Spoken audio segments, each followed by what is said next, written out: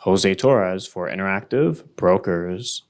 I'll be covering one of the leading economic indicators of the Australian economy, retail trade. The Retail Trade Report examines turnover and volume trends in retail transactions. It provides sales activity across several industry groups. The 6 industry groups covered are food, household goods, clothing, footwear, and personal accessory, department stores, other retailing, and cafes and restaurants. Detailed data on industry subgroups and transaction performance across states is also provided in the second data release. Seasonal influences such as construction in the summer and retail spending during the holidays are considered when reporting trade figures. The data is collected from approximately 700 large businesses and 2,700 small businesses through surveys conducted via telephone and mail. The retail trade data release is published by the Australian Bureau of Statistics near the 29th day of each month at 11:30 a.m. Canberra time. A more complete data release is provided about 1 week later when higher quality data are available. The Bureau publishes retail trade information and a wide variety of other data to support the decision-making of Australian individuals, communities, businesses, and governments. Retail trade is a decisive indicator of economic conditions. It shows how consumers think and behave against the backdrop of a constantly evolving economy.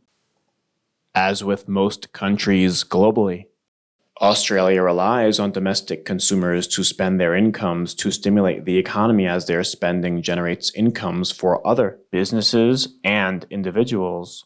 Furthermore, the Reserve Bank of Australia uses retail trade figures to monitor and guide economic and monetary policies. A robust retail trade reading suggests consumers are feeling confident about the economy as they continue to purchase goods and services. If the readings are weak, it could signal alarm among consumers and a possible economic slowdown.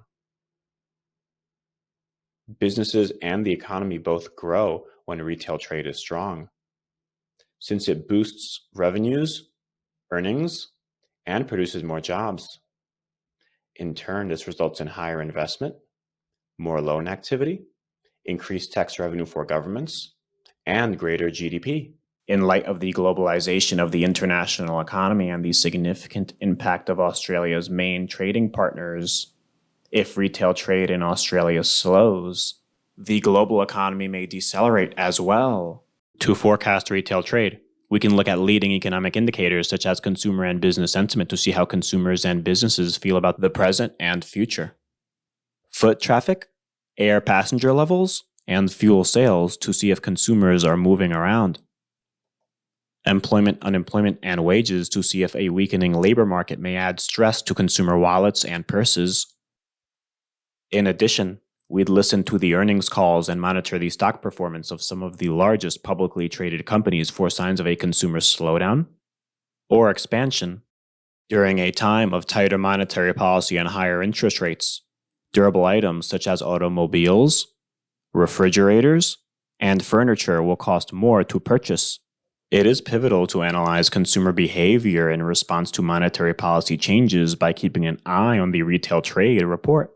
In the past, tighter monetary policy has resulted in diminishing consumer spending and sometimes, but not always, recession. Market participants value the month-over-month and year-over-year percent changes in retail trade. Retail trade is sometimes a major contributor to market moves. If retail trade is worse than expected, markets tend to decline more, whereas if it is better, they rally more. Rising retail trade leads to a more robust economy and a landscape that is advantageous to international equities.